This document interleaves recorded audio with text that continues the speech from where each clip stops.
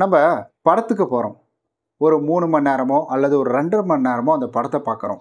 அந்த படம் அப்படின்றது நம்ம நேரத்தை செலவு எடுத்துக்குது சரிதான். ஆனால் நமக்கு ஒரு நல்ல ஒரு ஃபீல் குட் அப்படின்றது வந்துட்டு இருக்கணும்.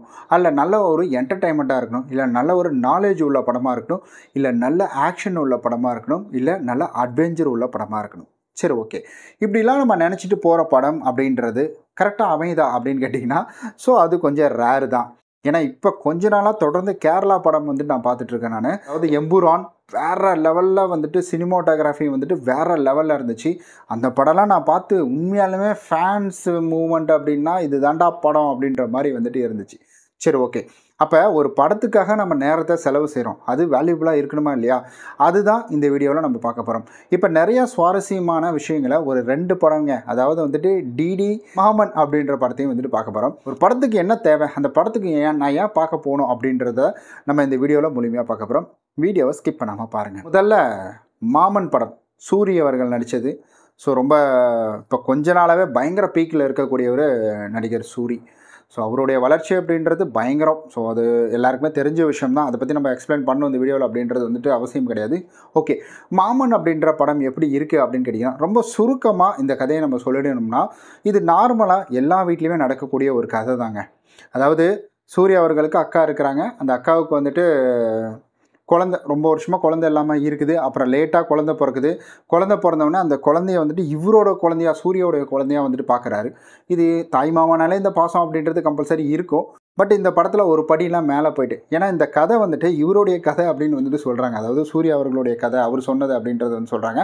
அதுக்கப்புறம் ஒரு டேரக்டர், விலங்கு பட டேரக்டர் இருக்கார் இல்லைங்களா, அவர்கிட்ட இந்த கதையை வந்துட்டு சொல்லி இதை கொஞ்சம் எஸ்டாப்ளிஷ் பண்ணி கொஞ்சம் வந்துட்டு நரேட் பண்ணுங்கள், ஒரு சினிமாக்கான மாதிரி எடுத்துகிட்டு வாங்க அப்படின்னு சொல்லி அப்புறம் அவர் இந்த கதையை வந்துட்டு கேட்டு எடுத்துகிட்டு வந்திருக்காரு. ஒருவேளை அவர் சொன்னதை அப்படியே இவர் எடுத்துட்டாரா என்னன்னு தான் தெரியல. அதாவது சூர்யா அவர்கள் சொன்னதை அப்படியே வந்து விலங்கு பட டேரக்டர் அப்படியே எடுத்துட்டாரா என்னன்றது தெரியல.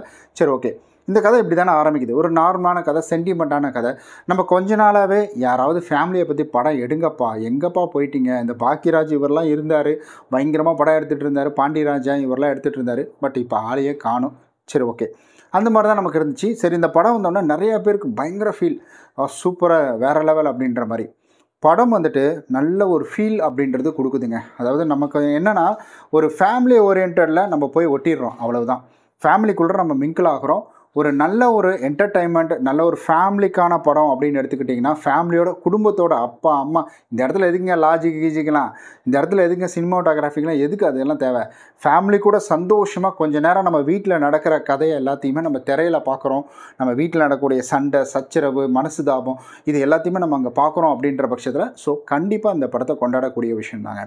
ஆனால் இது எக்ஸ்ட்ரா இன்னும் ஒரு படி மேலெல்லாம் போகுது. இது வந்துட்டு எப்படின்னா, அந்த பையன் வந்து அது இவங்களுக்கு கல்யாணம் ஆகுது, நம்ம சூர்யா அவர்களுக்கு கல்யாணம் ஆகுது. கல்யாணம் ஆனோடனே ஃபஸ்ட் நைட் ரூம்லேயும் நான் வரேன் அப்படின்றதுல அந்த இடத்துல வரக்கூடிய பிரச்சனைகள், இதெல்லாம் எப்படி சமாளிக்கிறாங்க, மனைவி இதை எப்படி ஏற்றுக்கிறாங்க, எங்கேயாவது போனாலும் இவனும் கூடயே இருக்கிறானே அப்படின்ற மாதிரி இதெல்லாம் எப்படி ஏற்றுக்கிறாங்க, குடும்பம் எப்படி ஒன்று சேருது அப்படின்றது தான் இந்த ஒரு கதை, அதாவது மாமன் அப்படின்ற கதை. ஆனால் உண்மையாலுமே சூப்பர். நம்ம வந்துட்டு கண்டிப்பாக பாராட்டி ஆகணும். இப்போ இருக்கிறதுல நான் வந்துட்டு நிறையா பணம் சம்பாதிக்கிறதுக்கு படம் எடுக்கிறேன் அப்படின்ற மாதிரி இல்லாமல், ஃபேமிலி ஓரியன்ட் நல்ல கதைக்காக படம் எடுக்கிறேன், நல்ல கதைக்காக நான் டைரக்ட் பண்ணுறேன் அப்படின்றது தான் ரொம்ப ரொம்ப இம்பார்ட்டன்ட். அந்த வகையில் நடிகர் சூர்யா அவர்களையும் பாராட்டலாம், இந்த டேரக்டர் அவர்களையும் வந்துட்டு பாராட்டலாம். படம் நீங்கள் ஃபேமிலியாக நான் போய் என்ஜாய் பண்ணி பார்க்கணும், ஃபேமிலியோட குடும்பத்தோடு போய் பார்க்கக்கூடிய படம் அப்படின்னா இந்த படத்தை வந்து நம்ம சொல்லலாம். டிடி நெக்ஸ்ட் லெவல், சந்தானம் அவர்கள் நடித்த படங்க. டிடி நெக்ஸ்ட் லெவல் அப்படின்றது வந்துட்டு டெவில்ஸ் டபுள் நெக்ஸ்ட் லெவல் அப்படின்றது தான் இதனுடைய வந்துட்டு முழு விரிவாக்கம். சரி, ஓகே.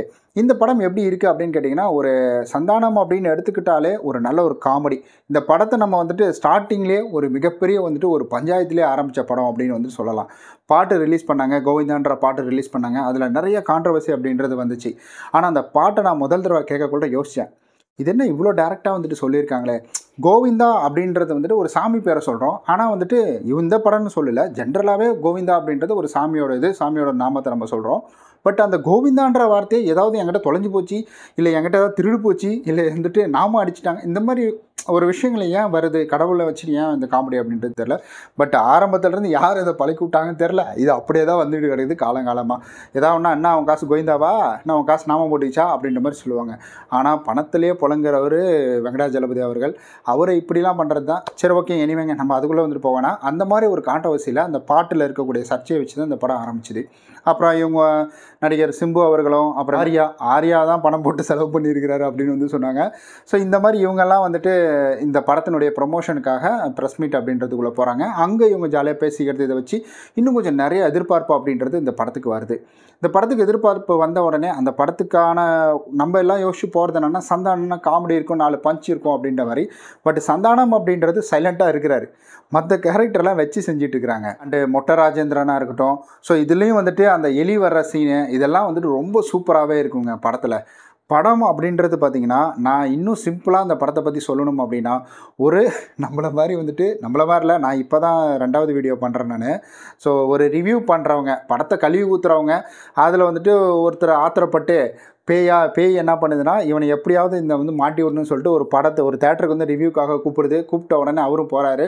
அங்கே போயிட்டு படத்துக்குள்ளே போய் மாட்டி விட்டுறாங்க. ஸோ கான்செப்ட் ஓகே, ரிவ்யூ பண்ணுறவங்கள கடுப்பாகி பேயே வந்துட்டு கூட்டு வந்துட்டு இங்கே வச்சு செய்ய போகிறோம் அப்படின்னு நம்ம நினச்சோம்.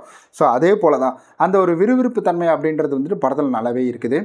ப்ளஸ் அண்ட் மைனஸ் எல்லாத்துலேயுமே இருக்குங்க. இங்கே 100% நம்மளுடைய வாழ்க்கையே பர்ஃபெக்ட் கிடையாது. அப்போ ஒரு படம் மட்டும் 100% நல்லா இருக்கணும் அப்படின்னு நம்ம எப்படி எதிர்பார்க்க முடியும்? சின்ன போர் அடிக்கிற சீன் வரதான் செய்யும். சின்ன அஜ்ஜோ என்னடா இது வேறையா பழசாக இருக்கே அப்படின்ற மாதிரி யோசிக்க தான் தோணும். அதெல்லாம் கிடையாது. படம் அப்படின்னாலே இதெல்லாம் இருக்கும். வாழ்க்கையில் எப்படி வந்துட்டு நமக்கு ஒரே லெவலாக போகிறதில்ல, ரோடும் அதே மாதிரி தானே. அந்த மாதிரி வந்துட்டு படத்தில் ஒரு சில அப் டவுன்ஸ் அப்படின்றது இருக்குங்க. ஆனால் படம் அப்படின்றது நல்ல ஒரு என்டர்டெயின்மெண்ட், சிரித்து ஜாலியாக வந்துட்டு என்ஜாய் பண்ணணும் அப்படின்னு நினச்சிங்கன்னா, அதாவது ஃபேமிலியாக போயிட்டு நான் அழுதுகிட்டு சந்தோஷமாக வரணும் அப்படின்னு நினச்சிங்கன்னா ஃபேமிலி சென்டிமெண்ட்டுக்கு மாமன். நீங்கள் இல்லை நான் வந்து ஃபேமிலியோடு போய்ட்டு ஜாலியாக கூத்தடிச்சிட்டு செம்மையாக ஜாலியாக இருக்கணும் அப்படின்னு நினச்சிங்கன்னா இந்த இடத்துல டிடி நெக்ஸ்ட் லெவலு. ஸோ இந்த 2 படமே பார்த்தீங்கன்னா இந்த வாரத்தில் ரிலீஸ் ஆன வந்துட்டு படம் தான் இது. ஸோ ரொம்ப சூப்பராக இருக்குது. ரெண்டுமே போய் பாருங்கள், தேட்டரில் போய் பாருங்கள், உங்களுடைய ஃபேமிலியோடு போய் பாருங்கள். அடுத்தது இந்த கதையில் என்னென்னா, இந்த பேய் யார், என்ன அந்த டீட்டெயில், எப்படி அந்த இதிலிருந்து தேட்டர்லேருந்து வெளியில் வந்தார் அப்படின்றது தான் இந்த டிடி நெக்ஸ்ட் லெவலோட. நம்ம அடுத்தது வேறு ஒரு வீடியோவில் சந்திக்கலாம்.